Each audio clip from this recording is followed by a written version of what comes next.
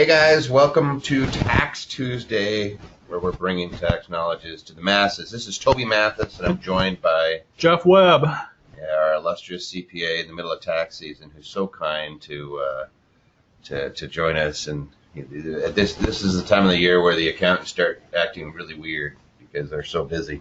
You mean weirder than normal? Weirder. All right. So I already know the sound looks good. We did a sound check earlier, so we're just going to jump right in. Again, we keep running out of time just because we get so many questions, and we're going to keep it fresh today, but we got a ton of questions to go through. Well, you guys have been pretty active over the last week and a half or so, sending in a lot of stuff, so we're just going to start piecing through them. So we'll start like we usually do with some of the rules. We are going to make the first off, you just ask live questions.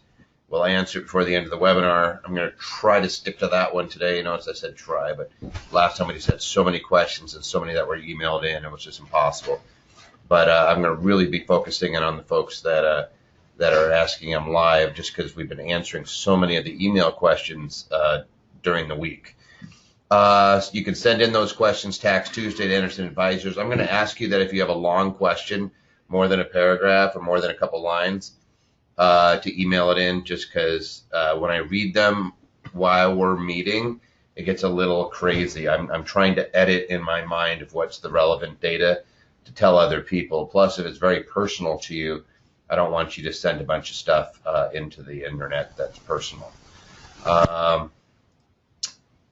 If you're a Platinum client, you already know this.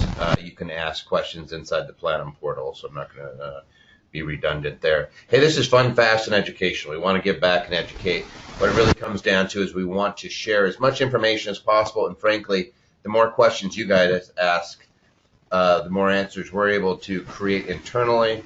It helps us, helps our clients, and frankly, there's people out there that don't know the questions to ask. Sometimes you just asking a question, it's really awesome. They're like, oh man, I didn't even think about that. So it's great. Oh, there's static? Oh, hey guys, let me know if there's a lot of static. Patty just came in here and told me there's static, so I want to make sure that there's not something going on with our sound system. Yeah, fine here, no static here. Some people are saying, huh, weird, sounds fine. All right. Let's keep jumping on. The recording of the webinar will be made available to all registrants. Archived recordings will be available in your Platinum area. We make recordings into podcasts too, so I'll show you guys how to join in there. If you do the podcast, you can go into either iTunes or Google Play. You can go to andersonadvisors.com/podcast. If you do iTunes, you can go in there, and again, we record all of these into podcasts as well. So if you hear something and you're just like, oh man, I missed it, or if you weren't able to stay the whole time, obviously you can pop on. Same thing, there's Google Play, or iTunes, either one. You just go to our website.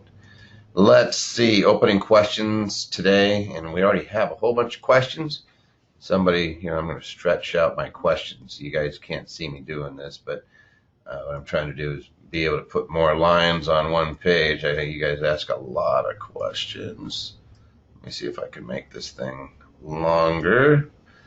There we go, Jeff, because somebody's asking us a book.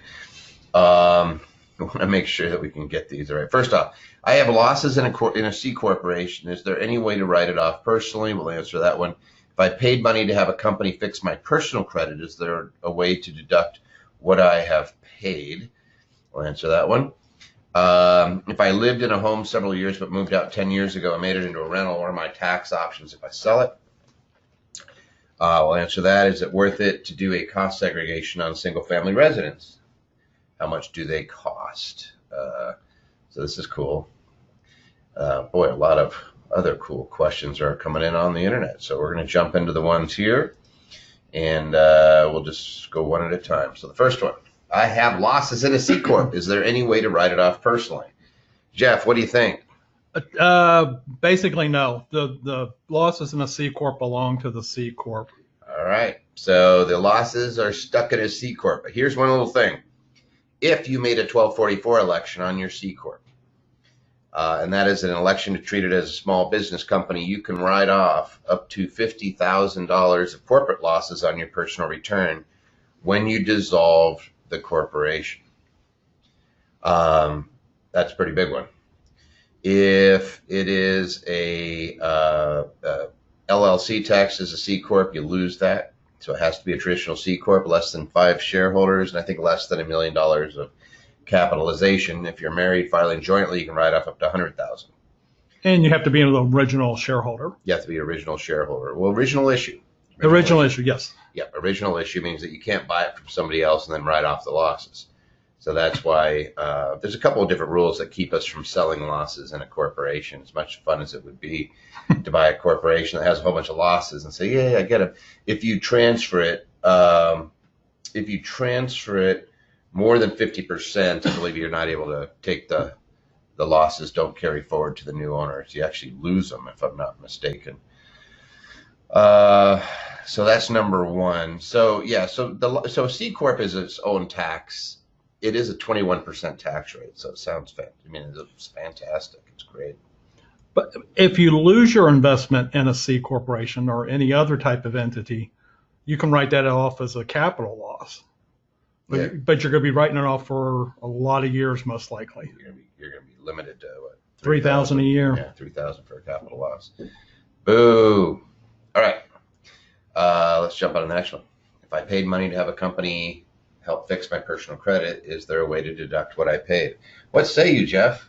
Well, just looking at the question itself, if I have somebody come in to fix my credit, that's not deductible. It used to be. You used to be able to write it off under itemized miscellaneous deductions, but the Tax Cut and Jobs Act tossed that out. So kind of sucks. Now you have to do it through a business. Have you ever done it through a business? Yeah, we've done it through businesses where somebody may be improving their credits so they can get credit for the company itself, that they're investing into the company, maybe to get new credit cards or something like that. Yeah, and also if the broken credit was company related, right? Like you were a guarantor on a loan or something, and you're having to do it, then I imagine that the company could probably reimburse you to fix it. Yeah, sometimes we see that in operational companies where they've gone through bad times and maybe have declared Chapter 11, restructured, and trying to fix their credit. Yep. So hope that helps. So it's a big fat maybe. If you're just doing it individually, no. If you're doing it in association with the business can cover you. All right. Oops, did I just miss one? Let me see. No, that's it. All right. If I lived in a home for several years but moved out 10 years ago and made it into a rental, what are my tax options if I sell it? Do you want to whack this one too? Well, your only tax option is going to be to recognize capital gain or capital loss on the sale of your home. Since you've been at it for 10 years, you're not entitled to the $500,000 home or personal home exclusion. So you're going to have to just treat it as a sale of an investment.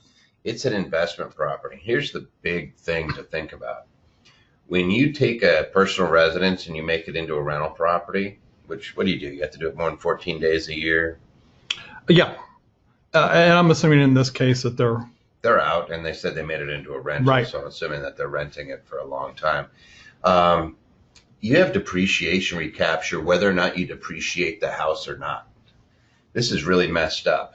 You may take depreciation, but the sucker punch that they get you with is that whether you take the depreciation or not, you have to recapture the depreciation regardless. Yeah, their cute terminology is depreciation allowed or allowable, taken or not. Yep. And so if you could have, so let's say you had a house, let's say it was a $300,000 property, $200,000 improved value, and you're writing it off over 27 and a half years, you would have 10 years of that recapture on, I don't know what the math would be, but it would, let's just put it this way. It's not going to be pleasant. Yeah, about 90,000. 80 or 90,000 that would be taxed as depreciation recapture, which it follows your ordinary bracket and is capped at 25%. So it's not like it's earth shattering, but you never wrote it off in the first place. You're getting a mystery tax. So If you did that, I would probably be looking at a 1031 exchange to avoid recognizing any of it. That's really your option. Is that it's an investment, or to make it back into a personal residence. And the depreciation recapture you can never get away from, even in a personal residence. You have a capital gains exclusion with the personal residence if you lived in it 2 of the last 5 years. But that's not for dividend or depreciation recapture. So we could have an issue here, a very unpleasant issue for this taxpayer.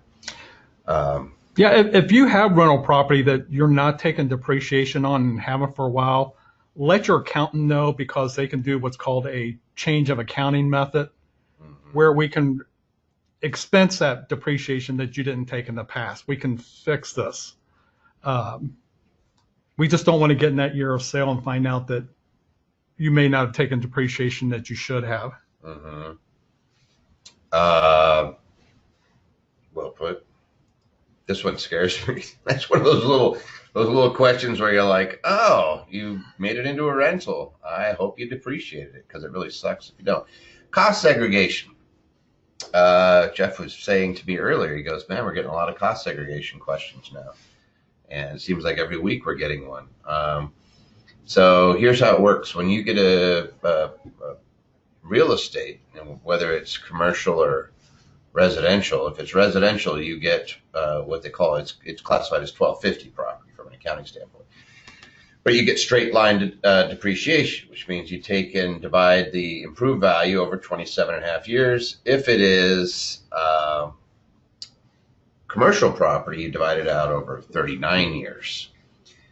What a cost segregation is you say, hey, this whole building's not going to last 39 years. There's a HVAC, there's carpet, there's paint, there's light fixtures, there's electrical lines, there's Cat 5, there's all this other stuff in there, fans, air conditioners, all that stuff that are going to last, that may be 7-year property, 5-year property.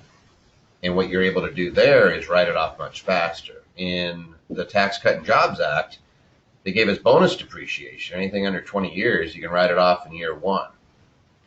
And so when you have a single family residence that you're renting and you're getting some decent rents in it, it may be worthwhile to do a cost segregation to take to accelerate the depreciation, to not pay tax on those rents. Is it worth it? It's, there's 3 rules to tax planning, 3 rules to financial planning, which is to calculate, and calculate. You would get your pencil out. Is it, how much do they cost? It varies. You have a lot of people thinking they're all 10 grand. In the residential world, you can get software now and do them for, I think, around $1,000. I don't know whether that would hold up. There's lots of people that think they will. There's lots of people that think they won't. But, if you hired an engineer to actually go through the property, and then all your other properties are like it, then there's a rev proc that, I think it was revenue. It was actually, no, it was a decision that said you could use, if it's the same type of property, you could use the same methodology. They're not going to pound you. Have you seen those come up much, Jeff? I have not. I know they're out there. I know the court case you're talking about that had the decision that you could use it in certain circumstances.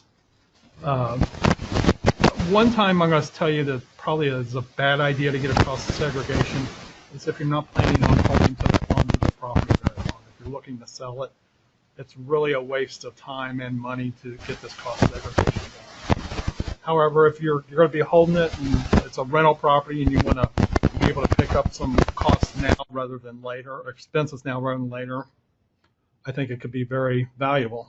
Mm-hmm. We have a bunch of people saying the sound is doing weird. This is the internet that's doing something. It's got to be the go-to webinar. Nobody's touching a microphone. They're actually up above us. So that stinkle is when we have people saying sounds like your mic when something's going on with the internet. Probably through the go-to webinar. We have a lot of people on this call. They're saying it sounds better now. So it's just kind of doing some weird stuff. I don't know what to do about it. Hopefully the sound sticks on. All right. So we won't keep touching that. And the recording might be better, so. Yeah, we'll take a look. It was only when Jeff was talking, so they're complaining about you being staticky.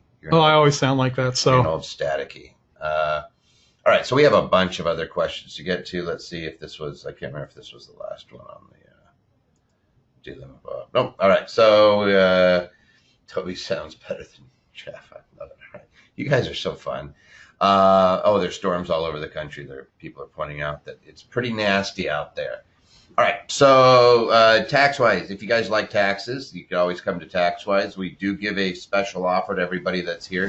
We're going to keep answering questions, but if you want to learn a bunch of tax strategies, it's pretty inexpensive right now. $197 will get you access to all 3 that we do this year: the recordings, the live casts, if it's still coming up. So the June and November event, you could attend on a live cast if it's or live stream, and all of them you get the replay if you want to spend some time on taxes.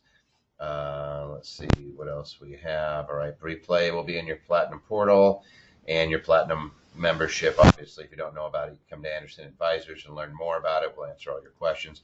If you have questions, big questions, send them in via Tax Tuesday. What I'm going to do right now is jump into the Tax Tuesday emails that we got since last time, and there's some really good ones. So I'm going to start off with it's a sole proprietorship home decor business, and they buy items at auction or estate sales. And I'm very familiar with that type of business. I used to work with them. When they do their account, when they do the numbers, they have to figure out what their cost of goods sold is. And so there's a couple of ways to do it. You either just add up all your inventory at the beginning of the year and at the end of the year, and you add in whatever you spent, and that's going to tell you how much you spent, how much your cost of goods are. The goods are either gone, and this is the value of what inventory I have left, and here's how much I spent. You add those 2 things up, you know exactly what your cost of goods for the year. They also call that an average, what do they call it? An average item, average cost item. Right.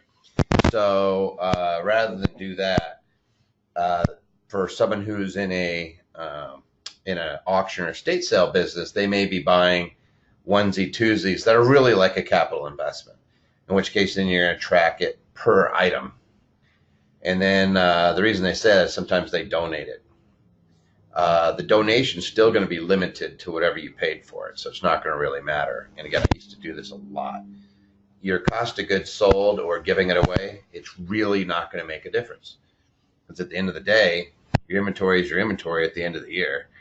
Your tracking of this, usually you're doing inventory literally on January 1st every year. Right. And you're saying, this is my starting point, this will be my ending point next year.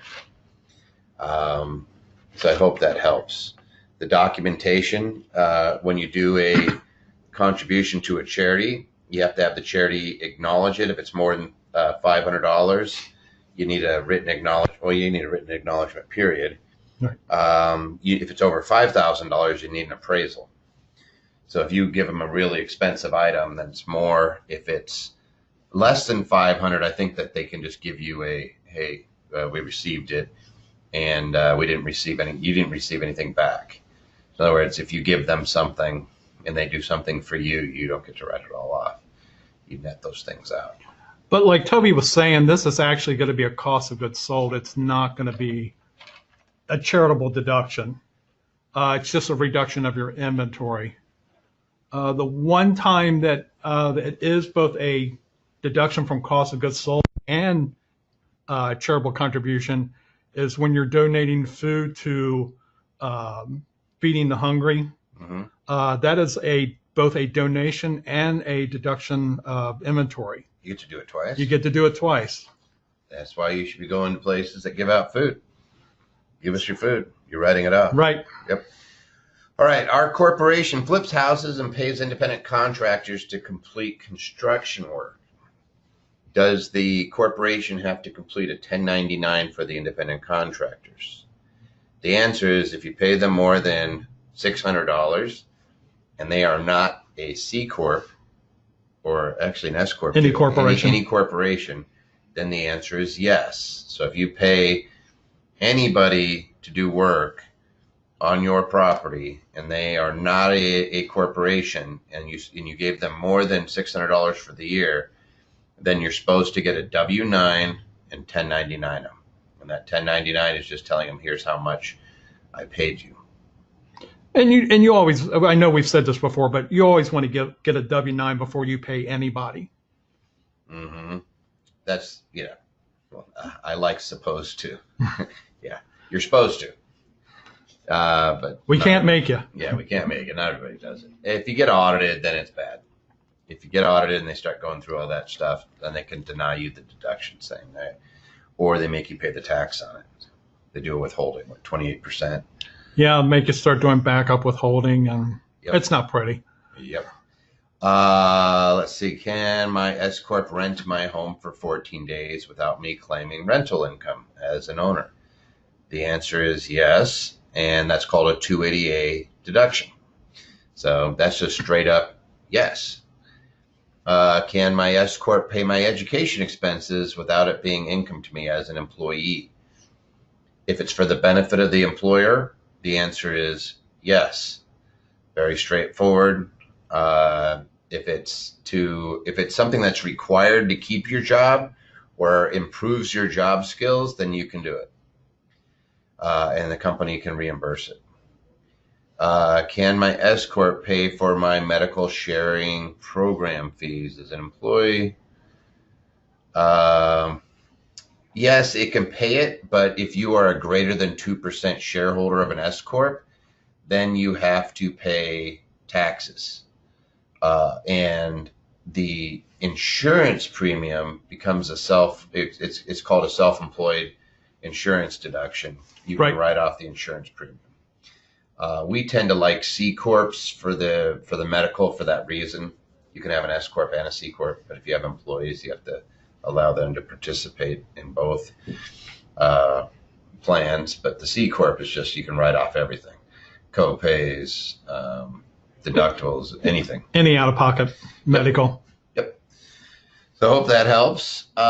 Here's another one. Do all expenses I incur while creating my entities and also services for my new business that I am paying now with my own credit cards, is that deductible? Should I switch them to a business credit card? Do you want to whack that one? No, I'm okay with using your personal credit card to pay for business expenses. My preference, if you're going to use a personal credit card for business, I would prefer that you only use it for that business. It keeps it a little cleaner, lets you deduct all the interest that you might have incurred on that credit card. Once you start mixing up personal business expenses, it becomes less clear as to what's what. Business is going to write off. Like if you're setting up the entities, that's a organizational expense. It's $5,000 per entity. If you're starting up a company, then it's a startup expense. You can go right up to $5,000 immediately, amortize the rest over 15 years.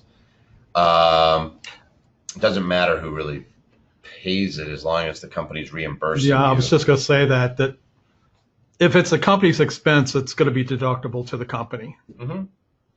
But they actually have to pay it. So if you paid it, then you're either going to have to contribute it to the company or you're going to have to loan that to the company. So the company can then say, I paid it. A couple of follow-ups. Somebody asked me, I think it was Isabel said, I thought education paid through S Corp for a business that is not the core business of the S Corp is not deductible through the S Corp. So you're saying the exact same thing that I was saying in a different way.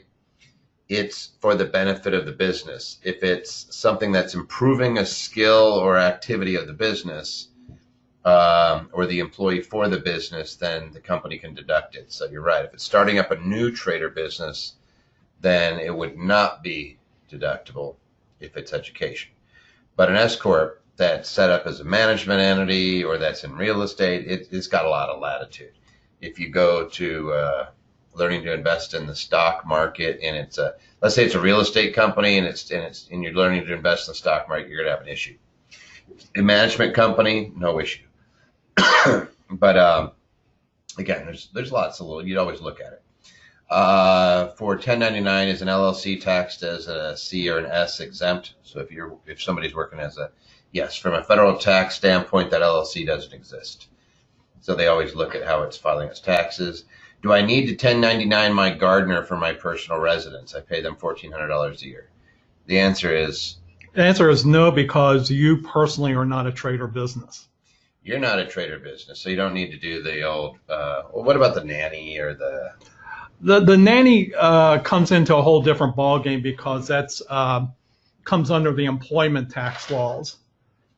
I was going to say on the gardener. Your housekeeper. On the gardener, you're not writing it off. Right. So you don't really care. But once you have a nanny, especially somebody who's living in your house or something like that, housekeepers may be another one that you may be required to treat them as an employee on your personal tax return. All right, how about this one? Do I need to send a 1099 form to a hard money lender for loan payments? They're usually giving you a 1098. Yeah, they're either giving you a 1098. I wouldn't. I go back and forth on this on whether a 1099 INT should be issued. Never hurts. How about that? Takes 5 minutes. Right. So get their information. They're going to be giving you a form, but if they don't, and a lot of hard money lenders don't give you any paperwork, they just charge you like crazy. And you want to make sure you have some backup. What about for title and escrow company for funds transferred to escrow for purchasing a property? No, that's not an expense. Let's see. I'm going to see if there's any more 1099s. Would 1099 be required for an investment property that I manage? Let's see. Would a 1099 for an investment property that I manage? So you're the manager. Somebody should be giving you a. Well, if you're collecting rents for somebody else, then you need to issue them a 1099 for the rents you collect.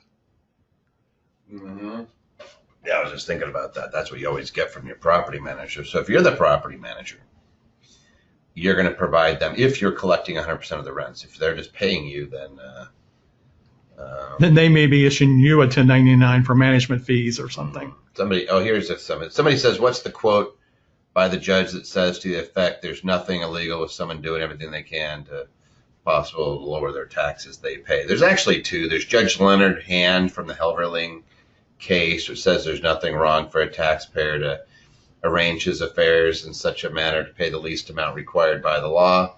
And then you have Justice Rehnquist for the Supreme Court, who said tax avoidance is not illegal. And he said there's nothing wrong with tax avoidance.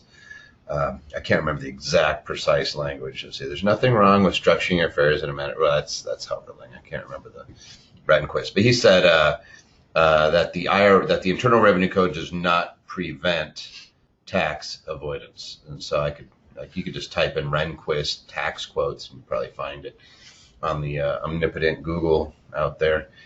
Can I write off more loss than $3,000 for business losses that occurred in 2017? That's a weird one. I think that goes back to what we were talking about when they're shutting down the company or dissolving the company. Yeah, if you have a sole proprietor, then you have unlimited business losses, so you can carry it. But if you have capital losses, then you go $3,000 a year, but they can offset 100% of capital gains, right? So if you have, hey, I have a bunch of capital losses, and then one year you have a whole bunch of capital gains, you don't have to carry forward $3,000. The $3,000 just offsets your active ordinary income.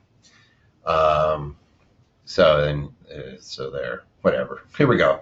I'm going crazy. I have so many questions coming in. All right. Let's go to this one. I purchased an investment property for $1.6 million and spent $300,000 for upgrades. So that's 1.9 in basis. It should sell for $2.3 million. How do I pull out the $300,000 in a 1031 exchange for another property? Will the new 1031 exchange amount be $2 million, meaning the 2.3 minus 300,000? The answer is no. You have to replace the property at equal value. So you have to get the 2.3 million.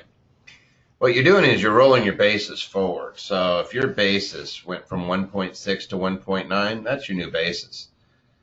So when you roll that into the $2.3 million property, you just don't have to pay tax on the gain, the difference between 1.9 and 2.3. So you don't have to pay tax on any of that. Now, this is assuming you said investment property. This sounds like a flip, which you can't 1031 exchange. But if this really is investment property, you bought it to hold, and you just happen to fix it up, and now it's worth so dang much, you just can't resist the 1031 exchange, then the way you get your money out is the same way you would if you didn't sell the house. You'd borrow it to get it back out. It'd be part of the basis. Did I miss something on that one, Joe? No, not that I can think of. It's Yeah, any cash you take out, it's going to be subject to capital gain. if you take out boot, but what if you wait and then refi the property later? I've seen that often suggested if you want to get money out of it, Wait. refinance. Yeah. Wait. How about that one? Can you tell me what is the tax rate on foreign currency exchange in which a profit is made, and where can this information be found in the tax code? All right. So there's there's actually three places I can think of. Jeff, you're the tax nerd. You probably like this one, but at 988, 1256, and then it's currency held for personal use, right? Right. Or something like that. So if it's personal use, then you don't ever have to worry about it. Like if you're zipping around and you have some what is it, the pound or something like that in your pocket. I traveled to Europe and Yeah. converted my money into euros. Yep, you got some euro, then there's really nothing there. But if you have, like, you're doing dong, dinar, any of these, that's going to be held for investment. That's ordinary tax treatment. So it's taxed at the ordinary rate. If it is Forex, then you actually have a choice. This gets really bizarre, but I love this. If you are a Forex trader, then you have to choose at the beginning of the year whether you want it to be treated as spot treatment, which is ordinary income, where you get ordinary loss. You can do 199A deductions and all that fun stuff, or 1256. 1256 is futures. And if you're doing that, then it's 60% long-term capital gains, 40% short-term capital gains, or in English, it's probably going to save you somewhere between 10 and 15%.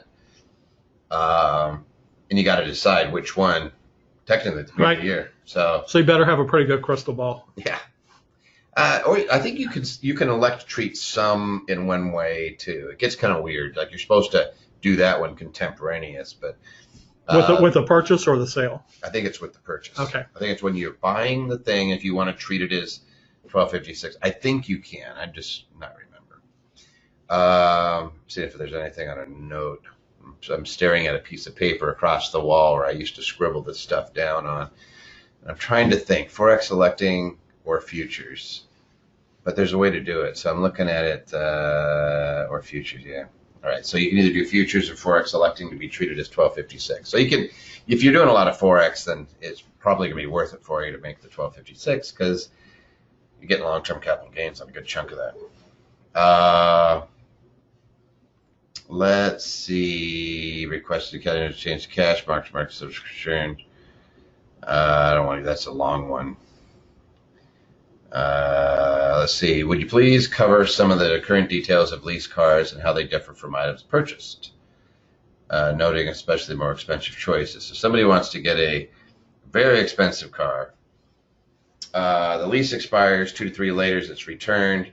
That's just an expense. So what this guy's asking about is, hey, what if I go lease like a 7 Series?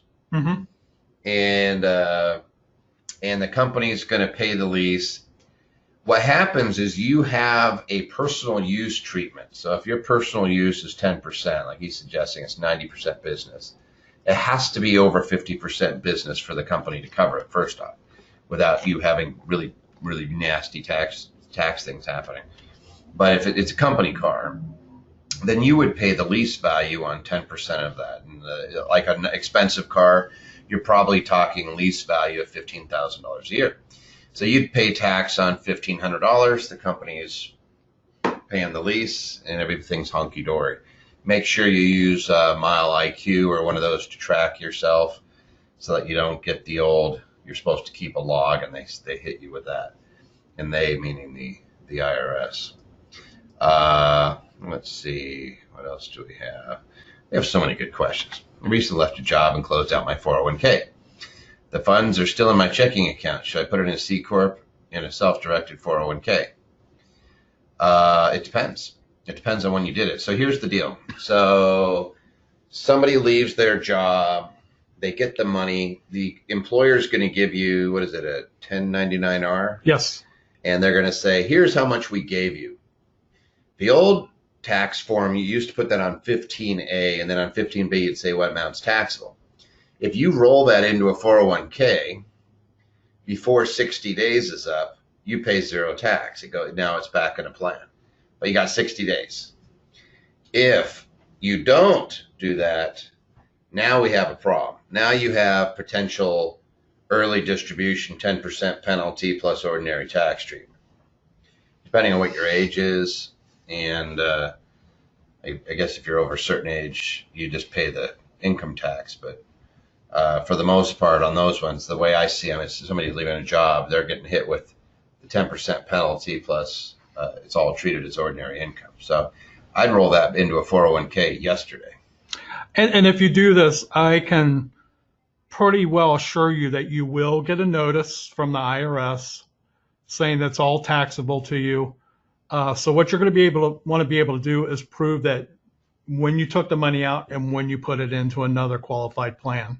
Mm-hmm. And that'll fix that, but be prepared. Yeah. All right, we have another good one from Jesus. All right. Wife is a real estate agent in Texas. She formed her LLC at the beginning of January, so it's brand new.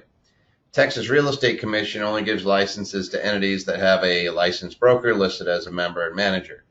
Yep, that's Texas. In addition, the broker has at least 10% membership. Then the E&O insurance is not mandatory for the LLC. It uses the brokers. I don't want to have a partner, and I don't blame you. You don't want to have a partner. This is your company. Can you make it a S Corp, even though the commissions are required to come into her personal name? So here's how it works. You can't assign income, first off. But what you can do is let the broker know that the payments that they're making is to you as an employee of your organization. It's actually, we have a letter, and Texas is the prime example. Came out of a Fleischman decision. I think it was the name of the case. But you have to let the company know, the broker know, that they're paying you personally only because of the license and that it's really for the benefit of the S Corp. If you do that, then the money comes to you, and you have a choice. You could either do a zero Schedule C, where you have, like I say, you made $200,000 in commissions, and you put $200,000 into the S Corp. You would show a $200,000 commission, $200,000 expense, zero out, boom. Or you just put it all to the S Corp, and the IRS sometimes scratches their head on it. And they could report to the S Corp EIN. Either way, it's going to be treated as in the S Corp. And if I lost some of you guys on there, it's just two pieces of paperwork. To the broker that's making the payment, you say you work for an S Corp and you're an employee of the S Corp. To your S Corp, you actually have to have an employment agreement between you and the S Corp. We have both those documents. We can absolutely give them to you. The individual who actually drafted them up was a Texas attorney, so that's where this actually came from. So very familiar with that stuff. Somebody asking about home office deduction, different ways, square footage, number of rooms. All right. I think I've gone over this a few times, but every week or every other week we have new people. So this is a good one. You have some choices. When we talk about a home office, a lot of people are thinking about their home and they're acting like a sole proprietor, which is the typical. That's what an actual home office is. When you hear and you see the form, I forget what the form number is. What is that? 8829. 8829 is for a home office, right? Does that actually say home office right on top of it? I want to say yes. Yeah, I think it just says home office. That's what I was just thinking. I was visualizing the form. But all right, I never do them because I hate sole proprietorships. But let's just say a company, and you're an employee of a company. Now you have a home office for the convenience of an employer, and it's different. So the company can reimburse you under an accountable plan for the use of your home, and it could just reimburse you for every little nicket that they're getting a benefit on, and you don't have to pay anything on. You don't have to report it. Right. And so the IRS says any reasonable method for determining what that portion is. So let's just put it this way. Let's say that 1/5 of my house is being used for business. I got a big business room, and I use it exclusively for my business. And technically, all we have to do is a business can have multiple administrative offices. It's where you do your administrative services for the company. So it says, hey, we want to have your home office. Why don't you use it for the home, for, exclusively for the administrative services for your management company, for example. And voila, now the company can reimburse you for the percentage of the home. Now, here's where it gets fun.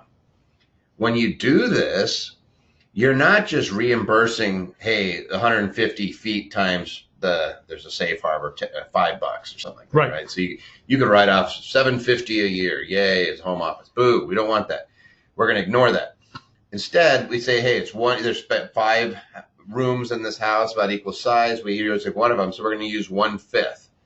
And we're going to write off everything associated with that house, including house cleaning, utilities, the mortgage, if you're paying PMI, if you're paying property taxes, everything. We're going to add it all up, including depreciation on the improved value of the home. It's going to freak you out. You literally take and you follow the IRS schedule. They actually have a schedule for this for home office too. This is what's and they give you a percentage, and you say, hey, if I have a house, let's say it's a $300,000 house, I'm probably writing off somewhere around $7,000-8,000 in depreciation. But I don't write off the whole amount. I write off 20% of that. So you might get $7-8 grand a year. I'm trying to think of what the average is, probably around $6,000 a year that you don't have to report as income, that the company just writes off saying, hey, I need you to keep a home office for my convenience. And that's called an accountable plan. It must be an S Corp or a C Corp to do that. Yeah, somebody's looking at the 8829 expenses for business use at home. Yeah, so this is not the 8829. This is you're using any reasonable method, and they say you could use net square footage, you could use the room methodology, you could use the square footage. Like when I say net square footage, I say net usable square footage. The worst is the one that they give you on the 8829, which is just the square foot of total house and the square footage of the home you're using. And that's the worst for the taxpayer. That's like whenever I say, if you've ever been to Orlando and you follow the signs to Disney World, it takes you on all the toll roads when there's a road that runs right next to it that has no tolls on it, has a few red lights. And I'm like, the only difference is all the signs taking you right to the toll road. Well, this is that same situation. It's giving you the worst situation. And somebody says, yes, and it sucks when you have no change. I think now they just take a snapshot of your driver's license and stuff. And they got the tech. They know how to get your money without you even knowing it. They're just sucking it right out of you while you're driving along. They're probably Bluetoothing you and stealing all your credit cards while they're doing it. All right. For your example of 5 rooms, are you talking about bedrooms or kitchen or bath? You're just looking at the total house. So you're not just using bedrooms. I'd be looking at the total house. How far back can one reimburse themselves for home office 14-day meetings? Technically, you're under an accountable plan, you're supposed to be reimbursing yourself or at least submitting the bill within 120 days. It says reasonable time. So I say, hey, just document it and then pay yourself back whenever it's reasonable for you to pay it back. So there's situations where you have somebody who's just not making money in their business. Mm-hmm. You're not reimbursing them until you actually make some money. So, and we want to keep that reimbursement separate from the 14-day business. Yeah, there's reimbursing yourself for the home office, and there's using your entire home for 14 days. The 14 days, I could rent that to anybody. If I want to Airbnb my house while I go on vacation and let some stranger sleep in my bed, I can. That's gross, though. All right. Well, now here's the sweet spot. The difference between that Form 8829, if you take depreciation on that, that reduces the basis of your house. But if you reimburse for depreciation, it does not. Yep, you don't have to. Yeah, just remember your 121 exclusion, that 2 out of 5 years, that's capital gain exclusion. That is not depreciation exclusion. Well, that's kind of fun. I'm getting tax geeked out. All right, so You'll be one of us soon. Look at this one. Oh, anyone may arrange his affairs so that his taxes shall be as low as possible. He's not bound. That's the Helverling decision. That's, yeah, Judge Learned Hand. So you guys are doing good. Can you write off your home office on a regular 1040 or only on C Corp? You can write off a home office on your 1040 Schedule C, but it sucks. You want to be an accountable plan where you can get all the real benefits, and that would be an S or a C Corp. That's reimbursed. You got to be an employee. And you can't be an employee of your own sole proprietorship or own partnership. One thing you cannot do anymore is home office deduction as an employee. That's gone with the miscellaneous deductions. That is gone. That is true. And speaking of that, somebody else threw something out here about Trump. Where is something about the Trump plan? We just had, you know how fast, you guys are asking so many questions that quite literally they get buried. And I'm like, oh, crap, where'd that go? All right. Are there new tax restrictions under the Trump plan, tax plan, which is really the Tax Cut and Jobs Act? We all call it the Trump plan. Same way we call the Affordable Care Act, the Obama Care. The Trump admin plan on what you can spend and then claim on a deduction for HELOC spending. Yes, there are restrictions. There's big ones. On new loans after into 2019, 2018. 2018. Yeah, it was you were grandfathered in if you had a $1 million loan prior to the end of 2017, and there was a bunch of rules on it. I won't get into them, but basically you have $750,000 of acquisition indebtedness that you're limited to. So it's the mortgage interest that you're paying on up to $750,000. It goes on your Schedule A though, and this is what about 90% of y'all are going to be filing a standard deduction for. That's the new number. So a lot of people are going to get hosed on this mortgage interest deduction. But what it means is you can't personally write it off as a personal expense. So let's put on our smart caps. And if we can't write it off as a personal expense, then maybe we should make it into an investment expense. We can take the same HELOC and go invest it into something like some investment property. Now I can write off that interest. Yes, you can. Yep. So that's the only difference. Oh, I had a poll I wanted to ask you guys, since we're on to somebody asked something about Trump. And that is, did your personal tax bill, I'm going to launch this thing, did your personal tax bill go up or down during 2018? I know some of you guys, most of us haven't done our tax returns, but we have an idea. I'm just curious, did your bill go up or down? And it's asking you, it's a poll question, so I can see.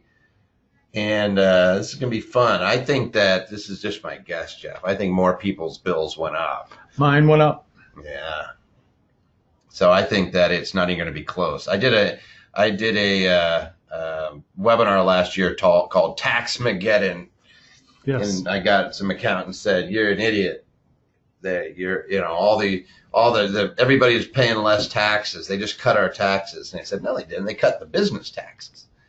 Businesses are paying less tax. You and me, we're probably went up. In fact, if you're in Hawaii or New York, Connecticut, California, Maryland, chances are it went up. In fact, I'm looking at it here. I am just going to go ahead and I'm going to close this. You guys, we have a ton of responses, and I'm going to share this with everybody. So you guys, I'm not just high. It was 75%. Mine went up. See, I said last year, about 80% of you guys are going to get hit, and everybody's going to tell you that your bill's going down. And I'm like, no, that's not what I see. I see that the business taxes definitely went down. They cut the corporate tax almost in half. So if you have a business, you're styling. If you have an S corp, that's great too. You get that 20% 1099 deduction. You get that actually if you're a sole proprietor or a partnership as well. But there's all these phase outs that trip you up. This is absolutely so. Let's see. But hey, the world said the wealthy are paying less taxes now. Not. Hey, we get all of our data on the internet and Twitter and CNN and all the news places, right? It's a good place. See, you guys are funny. All right, I'm going to hide that. See, that was our non-scientific poll. There's like 1,000 of you. No, there's hundreds of you guys on there. There's not quite 1,000. We had over 1,000 people register for this webinar, and we'll have more than 1,000 people watch it. But there's hundreds of you guys on right now, and I'm just telling you, you guys, it went up. It went up on your personal taxes. So what we got to do is make sure that we move stuff into the business realm. We are in a low tax state. All right, let me just say this. So some people had their income went up too. Yeah, it's all right. You just know that everybody says people are going to be paying less. No, it's not true, because there's two sides to it. Tax problems are good problems to have. It means you're making a lot of money. When you have prosperity, you're going to pay more in tax. That's still more tax. If you are cutting tax on businesses, that means that there's more that could possibly go out to the employees and the owners. That's fantastic. It means taxes are going up there too. So it's perfect. How do I document that I use the refi for the investment properties? You'd write you're still going to write it off on your personal return. Alvin, you're going to be writing it off on your Schedule E. Let's see. Can you not take similar deductions for the home-based office through an LLC, multiple members? John, you cannot be a employee of a partnership. That's what that is. So you cannot do an accountable plan. So you cannot write off a reimbursement of a home office unless you are an employee. So it's an S corp or a C corp. Sorry. Wish I had better news for you. That's if you're the owner. If you're not the owner, then you can be an employee of whatever. You can be an employee of your neighbor's sole proprietor. All right, we have a whole bunch more questions. We're getting through them. We're at 342 with this little list. All right, please talk about the new requirement for Form 1065 Central Audit. I'm not sure. Oh, I know what you're talking about. That's the is that the new TEFRA rules, or what replaced the TEFRA rules? Yeah, I believe so. All partners you have to list all the partners' names. That's probably going to be too much. Let's pass on that one. It's too long and too complicated. Can I get any? We have that flag though for an answer, so chances are somebody's already looking at it. Can I get any tax credit for a daughter who is 17-year-old at the end of 2019? Do I need to give her a 1099 miscellaneous or W-2 if I pay her more than $600? So Maria, first off, tax credit, no more than normal. I think the tax credit ends when they turn 17. The child tax credit for the child tax credit. Right. Yeah, she is 17. So would she lose it at 17? I think they lose it at 17. You would think it would be 18, but I think it's 17. And 17 at the end of 20. Yeah, so it's something goofy there. But I think what you're asking, Maria, is that you're paying them something. You're paying them because you're talking about a 1099 or a W-2. If you have a business and you pay them, then yes, there's a tax benefit. They're going to have a lower tax rate than you, and that's called income splitting. And if you like stuff like that, that's what we do in tax-wise. Yeah, the $2,000 child tax credit ends at 17. The credit for another dependent is $500. You guys are awesome out there. Did step-up basis survive? Yes, it did. When you pass. Also, in a sale of private resident, the old rule is $500,000 tax deduction if a couple resided in the property 2 out of 5 years. That survived as well. They were talking about nixing it, but it survived. Yeah, they were going to change it to 5 out of 8 years. They were doing something goofy, and somebody sobered up and said, no, let's not do that. Can you go over the depreciation limit for automobiles, especially work trucks and vans? Oh, look at this. It is, guys, by the way, the audio stuff is I'm getting messages from GoToWebinar that they're having some issues. So it's a Citrix issue. So I kind of figured that was going off on the internet. All right, can you go over depreciation limits for automobiles, especially work trucks and vans in 2019? Yeah, if you It's bonus depreciation is what it boils down to. Is you can write off anything less than 20-year property first year. There's some rules on luxury automobiles and things that aren't classified as a typical work vehicle. But if you have a gross vehicle weight over 6,000 pounds, if you have a work truck or a van, the van with the open compartment in the back without a whole bunch of seats, Right. then yeah, you can write that puppy off 100% in year one. But you have to use it more than 50% of business. And if you stop using it before its depreciation was a 5-year property. It's 5-year property. Yep. So if you quit using it in those 5 years, you have depreciation recapture at ordinary income rates. So I tend to get a little worried about it unless you know for sure. You can roll it into other vehicles, you can sell it, but it gets kind of funky. So a lot of folks go out there and they buy their Range Rovers and stuff like that, and they write the heck out of them, and then they forget they have to use it more than 50% of business, and if they don't, that stuff comes crashing back in. Yes, it does. So you fall out, and boom, it's no longer business property. They may as well just hand it to you. All right, so we are purchasing a 2-family home in New York to use for college student housing. Way to go. The bank loan requires 30% deposit of $50,000. What's the best option? Paying from our personal credit card account, checking account, which offers 1% interest. Oh, so they're putting a deposit, paying from our personal HELOC, which charges prime plus X interest. So you're talking about paying something where it's giving you 1% versus something where you're paying probably closer to what's prime right now. Probably 4%. 4 something. Yeah. So this is a no-brainer. It's 3% spread. Checking account. Yeah, the 1% interest just isn't worth it. Nope. It's not put the deposit in and also check with the deposit whether you get the interest. As long as you're not digging into your emergency savings or anything like that, use that money. All right. Just formed a new LLC. Can the company pay its members medical, premium, and life insurance? David, it depends on how that is taxed. An LLC, and we go over this every so often, does not exist to the IRS. They just ignore it and say, you tell me what it is. So it all depends. If it's insurance and you own it, well, if it's medical premium, you're a C Corp, you can write it off 100%. Life insurance premium, can't write that off 100% because you own it, unless it's COLA or corporate-owned life or COLI life insurance. But assuming that you own it, then we have a little bit of an issue. Audio connection restored, loss restored. These guys are just ticking me off. Sorry guys, that's Citrix. They just keep sending me stuff saying that we're going in and out. They're really not on their game today.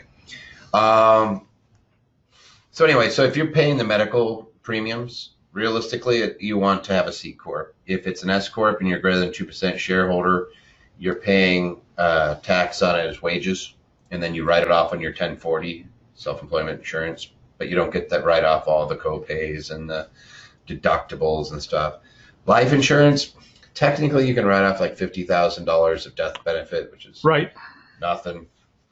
It's not 50,000, it's 50,000 of death benefit, which is probably like what they usually call that group term life insurance. Yep. So it's not something that I would suggest you do. How should meals eaten alone and paid for during business travel be classified? 50% rule. If you're away from home and you're staying, then you would just call them 50% meals. What do you guys do? You do 2 chart of accounts, 150, 100 for meals? No, we put them in at 100%, but they only write off half of it. You do an M1. We do an M1 for the. But some meals are 100%. If somebody's doing like a presentation company where they're presenting, some of those are 100%. Where they're going to, like we talked about, open to the public. Yeah. We usually put that in as promotional items rather than meals, 100%. Perfect. All right. So that's fair enough. How should it be classified? As a meal. And what happens is it's like if it's a C Corp, it's an M1 adjustment. Is it an M1 on a S Corp too? Yeah, it's an M1 on everything. M1 on everything. So they're just saying, hey, this is, even though you wrote it off as on your profit and loss, you can't write it all off on your taxes. You get 50%. So you just call it meals. And notice I didn't say entertainment because entertainment was gone. They nixed it as part of the Tax Cut Jobs Act. All right. I heard something about a tax break for rental property. That is new. Some about the first 20% of income being tax free. That is 199A, Lee, and it's not new. It was Tax Cut and Jobs Act, but they just came out with regs clarifying that rental property, residential rental property, so long as you or an agent spends 250 hours a year or more on it, that it's automatically in a safe harbor, and you can. What all it means is that of the taxable income that flows down to you, you only have to pay tax on 80% of it. But then we compare that versus, basically you're saying that's called qualified business income, and you get to write off 20% of it. Or you look at your taxable income and you get to write off 20% of that, whichever is less. So I'm not going to bore you guys with the whole dissertation on it. It's we get into it a lot. I've written. You check it out. There's podcasts on it, and we've done a ton of stuff on it, but it gets a little into the weeds. Yeah, it's just not quite as simple as it originally was supposed to be. Yeah, they're specified service businesses. They don't let you have to classify your rental property that's residential versus separately from your commercial. If you're commercial, you can't write off you don't get the 20% on triple net leases. Like there's lots of little pieces. If you make taxable income over 157,000 and you're single, you have phase outs. Then if you get above the phase out, you have to compare it to 50% of W-2 income paid out of the business, which a rental business isn't going to have any, or 2.5% of its asset plus 25% of the W-2. Like you go through these series of steps, and I don't want to make you guys' heads spin, but just know that we can tell you pretty quickly based off of what we see in your situation whether or not you qualify or not, and how to make sure that you do qualify. That's a big one. What are some of the tax benefits for having a second home if I'm interested in appreciation? So it's a vacation home. Write it off as a normal home. Right. You're going to be able to deduct the real estate taxes up to the $10,000 limit on state and local taxes. You're going to be able to deduct the interest if you have a mortgage on the property. And then if you sell it eventually, it'll be subject to capital gains losses or gains rules, whatever. Yep. All right, here's fun stuff. Lots of questions. Second house is first house, basically. They're all one. Can I write off my son and spouse in my C Corp health insurance? My spouse and my son, excuse me. Yes. If they are your spouse, yes. And if that son is a dependent, then yes. So you can write off your dependents and yourself. Can I, let's see, in lieu of meals, how about a per diem? Tim, you can't do it if you're greater than, a 10% shareholder? You lose the ability to do per diems. There's a phase out, like where you can't do it. So you actually have to do the actual expense method. Is that? Yeah, I can't remember exactly the per diem rules. And it said sons in college, but if you're paying for the college, they're still a dependent, then you could do it. Otherwise, if you want to do the reimbursement for medical, we had a little issue with the Affordable Care Act where they said, hey, if you have more, if it's not just a husband and wife who are the participants, then you have to comply with the Affordable Care Act, which means you have to provide basic insurance. But no company can get basic insurance if you have less than 10 employees. So it's like, good luck. And the Department of Labor said, we don't agree with you, IRS. We're going to let them do it anyway. So technically, I would say reimburse your son if he's an employee, and he can be an employee whether or not he receives wages. He can actually be receiving benefit. You put him on your board. He'd have to work for it, though, and he could get his medical reimbursements. What are the fees for a cost segregation analysis? I think we already went over this a little bit. How do you save money on using this to break out types of apartments? Did a sizable build out. So if it's a commercial, it's usually around 10 grand, but you're getting about 20% of the improved value in the first year. So if you have $1 million of improved value, you're paying $10,000 for a $200,000 deduction. Is the qualified leasehold property going to get corrected? God knows, John. They keep talking about it, and maybe it's in this new act. Yeah, we got some pretty large companies, and really large companies that are really worried about this because they don't know if they can make improvements or not. Yep, they have not told us, and they keep saying they're going to fix it, that it was a clerical error that they nixed it. And then they say, like, again, the IRS says that it has no intent to go after it, but that if they're forced to, that they would follow the law as written. And yeah, we don't know. The senators are aware. I have an LLC with me, 98%, and another C Corp as a 2% partner. Can I have a solo 401k for myself? Well, there's only one employee if that's the case. Assuming that you're the only employee, then the answer is yes. And that LLC, again, it depends on how that's taxed. If it's a partnership and you're the only one working for it, you don't have a typical salary. You're just going to be allocated all the income. Then you can make a solo 401k out of that. Let's see, there's so many little questions right up here. I'm trying to answer a lot of your stuff that are coming in. Can I have one of my children who is 16 be an officer and have the trip back home from college paid as we were doing a board meeting? Is there an issue with him being in a minority? Being minor? Yeah. Yes. You get into the issue on directors, I believe, would have to be over 18. I'm trying to think of that. I think it's 18. It depends on the state. But I'm pretty sure that they wouldn't be able to be a director. They could still be an employee. But they wouldn't be able to negotiate contracts the way an officer would have to be able to, or no, they could. Could they sign something? No, because they're a minor, so they don't have the capacity to bind. But could they be an employee? Absolutely. So you could still have them as an employee. An officer could be an employee. You could just have them as an employee. Would they be able to drive home? It really depends. That sounds like commuting. So if I have to go to a home office from my home, and I'm just traveling back from college, chances are no, unless you establish offices in both places. So it gets a little crazy. A few more questions, and then we're going to let you guys go. We were trying to keep these around an hour. I know we go usually a lot longer, but baby steps. Baby steps. We haven't I'm just looking at these. We're still back. This is crazy. We have a lot of questions.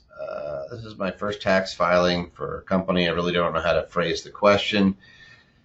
I'm newly divorced and need to get health insurance on my own, but not through my part-time job. I make $34,000 a year, and I'm trying to make it so my C Corp can help me get the premium lower. The C Corp can reimburse your insurance amount. So, ma'am, you can literally reimburse everything. You just have to have income in that C Corp for you to really get the benefit. But it can reimburse your insurance. If you have to go get, like what I'm telling a lot of folks, if it's just you, go get a faith-based plan or a group plan. There's MediShare and some of these others. They're about half as much right now as some of the insurance policies out there, especially if it's just you. And there's ways to get them to where you're getting just the same amount of coverage, and you just pay a little bit less, and the company could pay 100% of it, including co-pays and deductibles. You're making your dollars go a lot farther that way. How to do a subject to and wraparound transaction here in California, right? That will keep all parties compliant. In doing this, can the investor avoid the burden of the property taxes and transfer fees? No. When you're selling it subject to an existing loan, you're still transferring the property to them. You're still getting, in California, you're still getting Title 13. It's still taxable because you transferred the owner, and all you're doing is you're either wrapping the existing loan around on it, or it's subject to the existing. I have done this where we didn't let the lender know. I used a land trust here in Vegas when all heck was breaking loose in 2008. You buy properties from people that are just, they're just so overextended. You just take it and start making the payments. I used a payment company so that they knew the payments were being made. So like I wouldn't pay the person because I didn't know if they were going to actually pay the loan. Right. So I would pay a separate third party. They'd make sure that payment was paid. And that way the other party knew that it was also being paid. I did that for 2 years. Frankly, on this one, it was a 1.9% loan. So it's like, hey, that's super cheap. I don't want to give that up. I have several residents in my S corp planning on selling this year as a package. Is it wise or not to do a tax exchange in an S corp? Well, if you take them out of the S corp, Mike, and assuming that it's appreciation, it's wages to you. So we typically don't have a lot in the S corp. If they are selling these lots and you're a dealer, in other words, you've improved them, then they would just be income. If you're trying to do a tax exchange, then they'd have to be investment properties. And then it is wise because all you're doing is pushing the tax forward. It flows down to you. So I have clients that do exchanges in C corps, S corps, partnerships. Doesn't really matter. If you don't want to pay the tax now and you want to push it to later, that's what I would do. How can an LLC set aside some of their profits for future use? Can an LLC use their profits for business travel without claiming it as a business deduction? Well, yeah, you can. You can take any kind of expense and not deduct it if you choose to. Mm-hmm. I'm not sure why you would want to do that, but as far as an LLC setting aside some of their profits for future use, you can always do that. The one possible exception is if your LLC is being taxed as a corporation. At that point, you may have to justify why you're holding cash back in the corporation and not distributing it out to the shareholders. Mm-hmm. Well said. All right, so people are asking some other questions in here. It's a basic one. Unrelated to tax questions. Are past recorded sessions available to access? If so, how? Yeah, you can do that inside your Platinum portal. You could also go to the podcast, and we have a few weeks or a few months in there. I think we started doing those at the beginning of the year. So whatever it is, 3 or 4 sessions in there. We break them into 2s, and some of these go. We've been known to go a couple hours. We're trying not to do that to you guys just because we see a lot of fall off. People can spend about an hour. So we're going to try not to do that. I'm setting up a checkbook IRA and setting up a single member LLC for the IRA, and will be primarily investing in real estate. I have initial real estate investment in a state other than the state of my primary residence. Does it matter which state I set up my single LLC, my single member LLC in this? I would usually set up the LLC for the real estate in the state where the property is held. I agree. Yeah, so if you are in your home state and you own it in another state, I would probably set up an LLC in that home state, in that other state, and have it owned by your LLC, or I'd register your LLC in that other state just to make sure, because you want to have that protection rolled around it. Do I have to put an interest if giving my C Corp a loan? How will this be taxed? So if it's over $10,000, you have to impute interest. Correct. You use federal AFRH, which is about 3%. So if it's a small amount, less than $10,000, don't worry about it. If it's more than $10,000, you're going to have a little bit of interest. Remember, the company that borrowed it, the corp, still gets to expense its interest. It's paying it back to you. Remodeled, repaired, rent house. Later, I used property as primary residence. Did you say it's better to write off expenses before changing to primary residence? Well, if you remodeled, it's added to basis. If you repaired it, then you get an expense. And yeah, you'd want that to be investment property, because if you repair your personal residence, you don't get to write off squat. Is that fair? That's fair. I already answered the home office one. I lent money to a flipper in Florida. He didn't give me any W-9. Should I show my interest on a tax return? How should I show my interest on a tax return? How would you do it, Jeff? Just throw it on. I mean, if you know what interest you got, assuming you agreed to what the amount of interest is, I would just show that on Schedule B, which is interest and dividends on your personal return. Yep. It doesn't matter whether they give you a 1099 and 1098 or any of those things. You still have to report the income. I have an LLC filed as a partnership. Would it make more sense to have the LLC filed as an S Corp? It depends on the type of business. If it's an active business and you're flipping, yes. If you're holding real estate, no.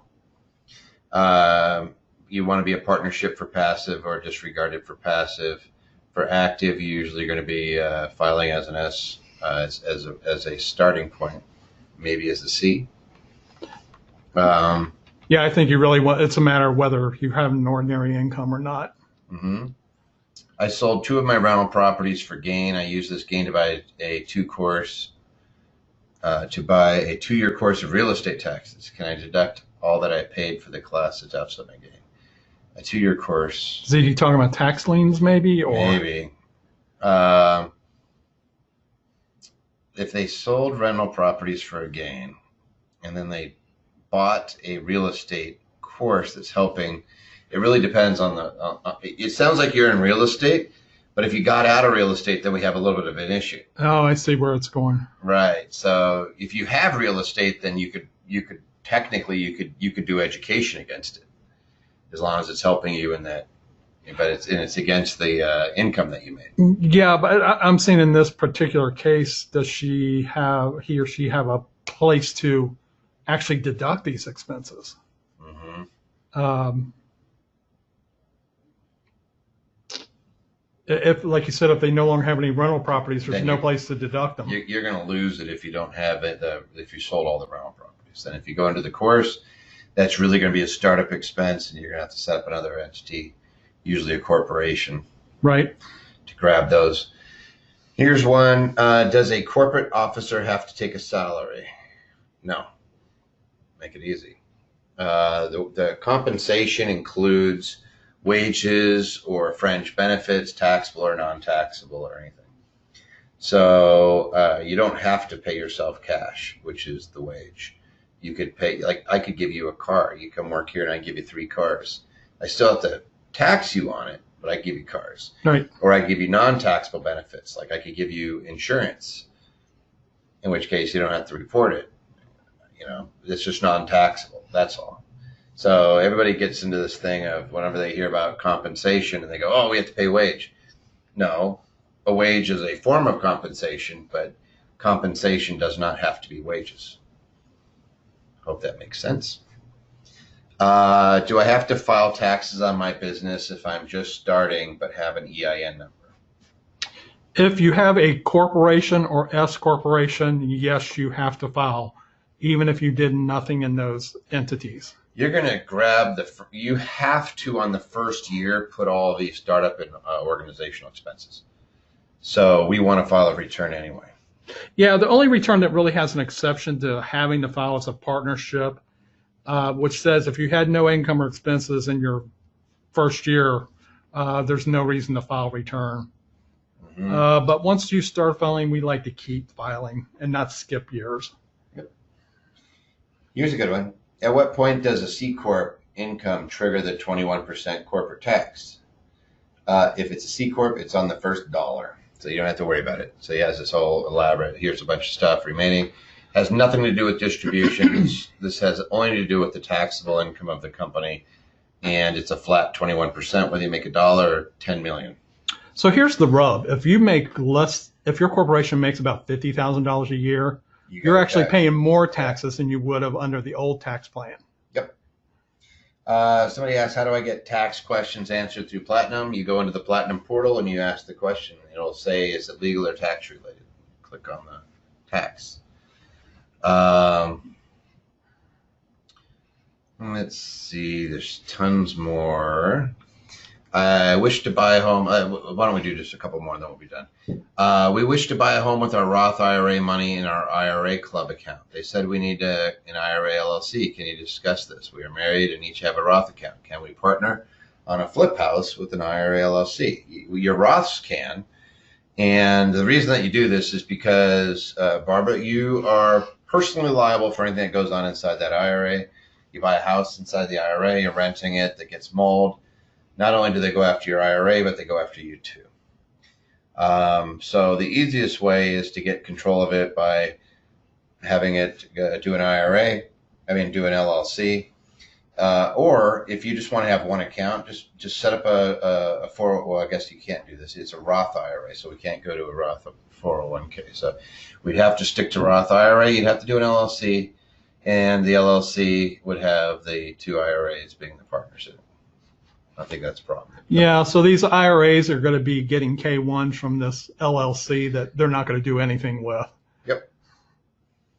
Makes life easy. You're not going to get any tax on it, so it's actually good. Let's see. I think we said one more. Let me see if this is a good one. You got a good one? I'm looking. These are really long. Let's see. All of my income is W-2. My wife stays at home with the kids. Looking at designating her as a real estate professional. Want to make sure that I do it legally. I do most of the real estate work at this point, but we'll be transitioning her into many of the current roles. Are we able to combine our hours collectively for her to be a real estate professional? Well, here's the thing. For some reason, I still don't get this. You can make your spouse the real estate professional. You can't be the real estate professional because you got a full-time job.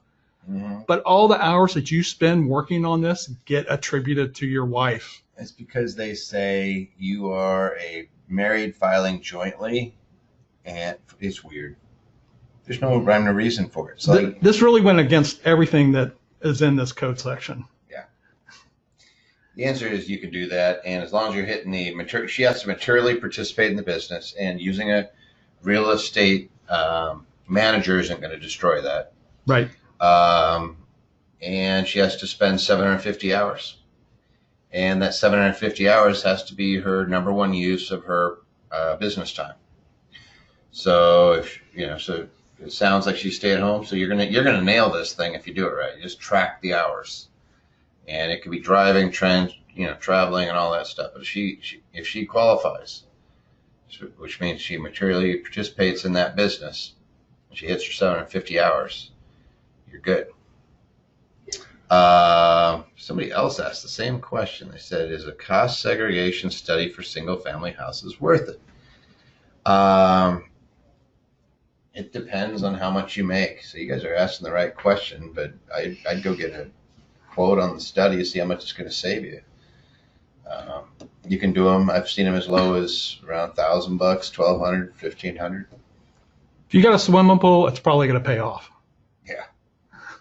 That swimming pool is going to be subject to bonus depreciation. The whole swimming pool? It's 15-year property. It's a land improvement. I like it. If I created a Solo K LLC October 2018, do I file taxes on it? So a checkbook LLC, it's probably disregarded to the 401k. So if it's the 401k, then unless it has over $250,000 in it, you don't have to file a tax on it. And if it's the LLC, then it's disregarded. Chances are single member, so it wouldn't have to file a tax return. You might have a state filing requirement. Possibly, but most of them are exempt. All right, that's it. We've gone long again. We always go. We're doing better. Yeah, we're trying to keep it below an hour and a half so we don't get the hate mail, because some people say, like, I had to leave early. I'm like, I'm sorry.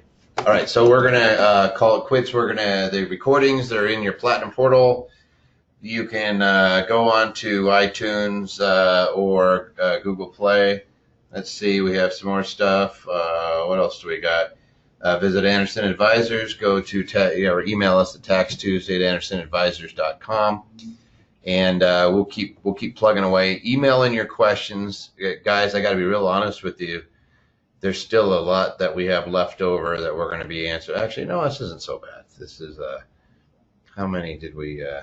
Oh shoot, wasn't nearly as bad. We answered a whole bunch of them, so we got a bunch that we're going to get to go over next time. But it's nothing that's not doable. We'll make sure that we get it. So yeah, some people asked these really long questions, and it made it look like it was really long, but it's only like a few questions. There's some long ones in there. Yeah, some of you guys go a little crazy. We teach you how to not write really long. If you have to have bullet points in it might be a little long. Yep.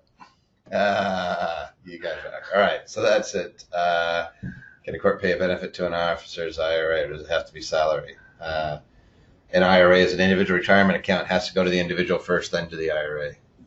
Unless it's a SEP, in which case you wouldn't do a SEP. Usually you're going to do a 401k. Yeah. And then the 401k has to be based. You can actually defer 100% of the officer's salary into the 401k and avoid it. I don't know why I'm answering that.